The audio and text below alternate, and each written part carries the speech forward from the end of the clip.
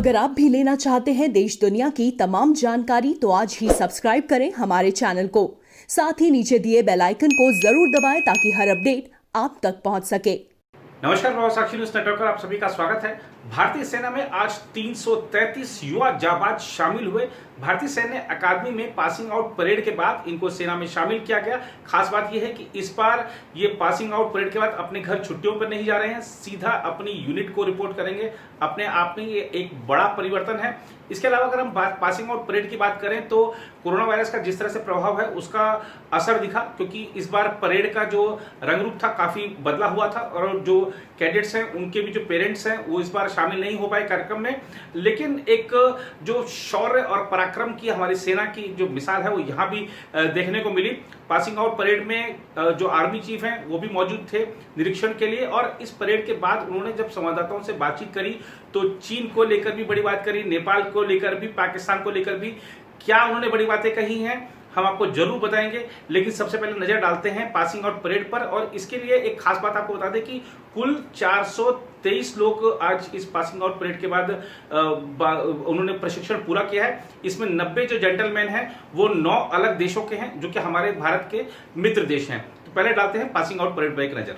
पिछले वर्षों की तरह इस बार भी यूपी के सबसे ज्यादा 66 कैडेट पास आउट हुए। हालांकि उत्तराखंड ने भी शीर्ष में जगह बनाई है। उत्तराखंड से इस बार 31 कैडेट सेना में अफसर बने। उत्तराखंड बिहार के साथ संयुक्त रूप से तीसरे नंबर पर है। दूसरे नंबर पर 39 कैडेट के साथ हरियाणा है। भारतीय सेना के चीफ जनरल मनोज मुकुंद नरवणे ने भारतीय सैन्य अकादमी देहरादून में 423 युवा अफसरों की पासिंग आउट परेड की समीक्षा की।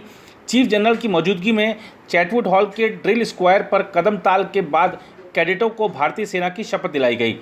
इस बार कोरोना संक्रमण के चलते परेड की भव्यता कम रही।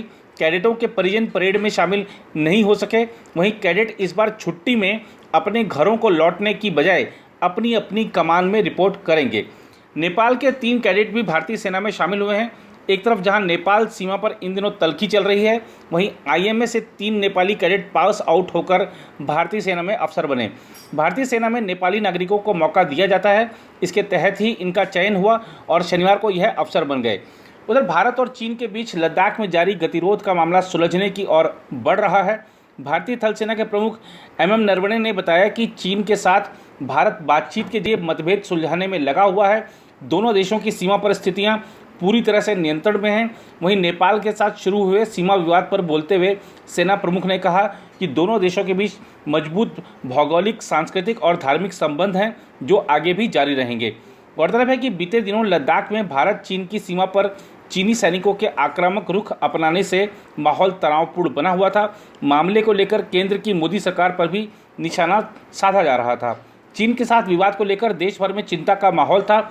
ऐसे में शनिवार को थल सेना प्रमुख ने स्थिति के नियंत्रण में होने का आश्वासन दिया।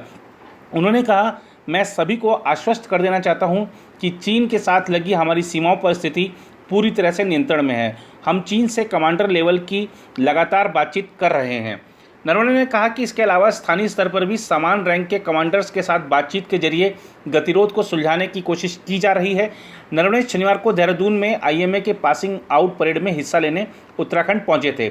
सेना प्रमुख ने कहा कि बातचीत के जरिए गतिरोध को काफ़ी कम किया जा चुका है। हमें उम्मीद है कि दोनों देशों के बीच चल रही लगातार बातचीत के जरिए सारे मतभेद दूर होंगे। उन्होंने दावा किया कि सब कुछ नियंत्रण में है। वहीं नेपाल के साथ सीमा पर बढ़ी तल्खी को लेकर भी सेना प्रमुख ने अपनी बात रखी। उन्होंने दोनों देशों के बीच मजबूत सांस्कृतिक संबंधों का हवाला देते हुए कहा कि भारत और नेपाल के बीच रिश्ते हमेशा मजबूत रहेंगे। नरवणे ने कहा, नेपाल के साथ हमारे संबंध बहुत मजबूत हैं। हम भौगोलिक, सांस्कृतिक, ऐतिहासिक और धार्मिक कड़ी से एक दूसरे से बंधे हैं। हम लोगों से मजबूत संबंधों के द्वारा जुड़े हैं। ऐसे में हमारा उनके साथ संबंध हमेशा मजबूत रहा है और आगे भी मजबूत रहेगा। गौरतलब है कि लिपुलेख कालापानी को नेपाली नक्शे में दिखाए जाने को लेकर दोनों देशों के बीच संबंधों में तनाव पैदा हो गए थे। इसके अलावा हाल ही में भारत नेपाल सीमा पर पुलिस फायरिंग में शख्स की मौत को लेकर भी दोनों देशों के बीच संबंधों के तल्ख हो जाने को लेकर चर्चा तेज हो गई थी। कहा जा रहा है कि चीन की शह पर नेपाल भारत के खिलाफ लगातार आक्रामक रुख अपनाए हुए है। सेना प्रमुख ने जम्मू कश्मीर और पाकिस्तान को लेकर भी अपनी बात रखी।